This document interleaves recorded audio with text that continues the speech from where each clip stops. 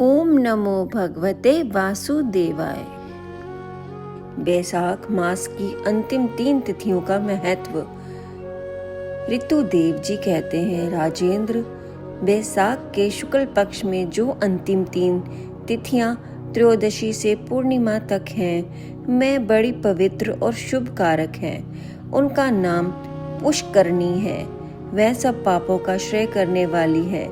जो संपूर्ण बैसाख मास में स्नान करने में असमर्थ है, मैं यदि इन 3 तिथियों में भी स्नान करे तो बैसाख मास का पूरा फल पा लेता है। पूर्व काल में बैसाख मास की एकादशी तिथि को शुभ अमृत प्रकट हुआ।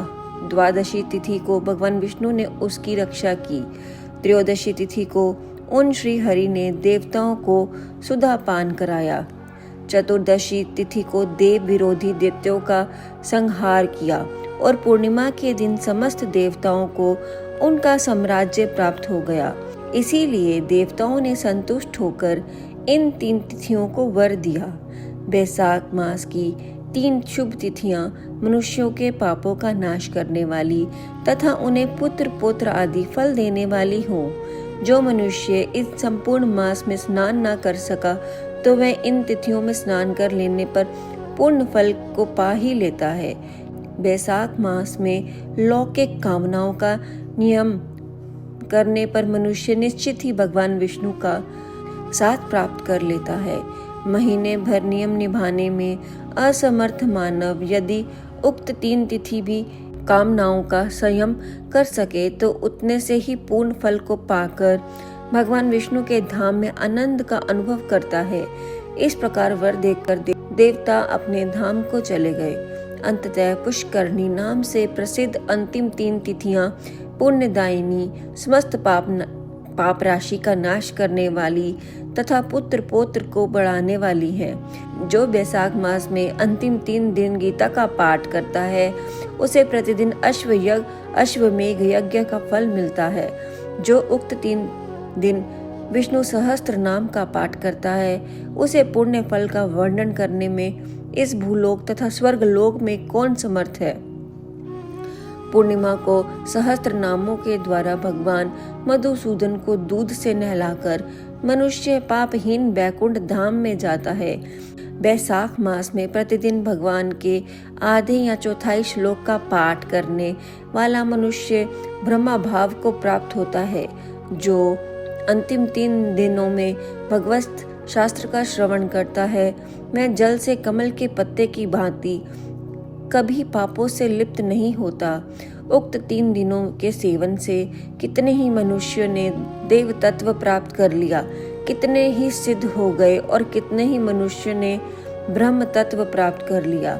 ब्रह्म ज्ञान से मुक्ति होती है अथवा प्रयाग में मृत्यु होने से या बैसाख मास में नियम पूर्वक प्रातःकाल जल में स्नान करने से मोक्ष की प्राप्ति होती है। इसीलिए बैसाख के अंतिम 3 दिनों में स्नान, दान और भागवत पूजन आदि अवश्य करना चाहिए। बैसाख मास के उत्तम महात्म्य का पूरा वर्णन रोग शोक से रहित जगदीश्वर भगवान नारायण के सिवा दूसरा कौन कर सकता है।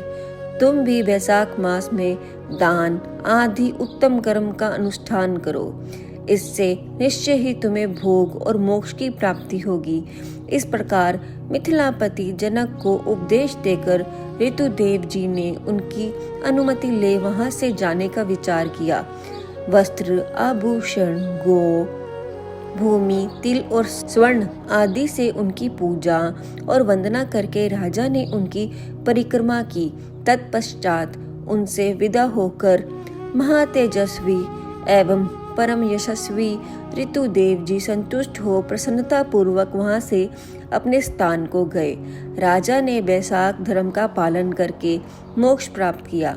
नारद जी कहते हैं, अम्बरीश, यह उत्तम उपाख्यान मैंने तुम्हें सुनाया है, जो कि सब पापों का नाशक तथा संपूर्ण संपत्तियों को देने वाला है।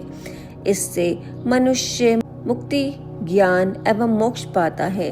नारद जी का यह वचन सुनकर राजा अम्बरीश मन ही मन बहुत प्रसन्न हुए। उन्होंने ब्रह्मा जगत के व्यापारों से निवृत्त होकर मुनि को साष्टांग प्रणाम किया और अपने संपूर्ण वैभवों से उनकी पूजा की।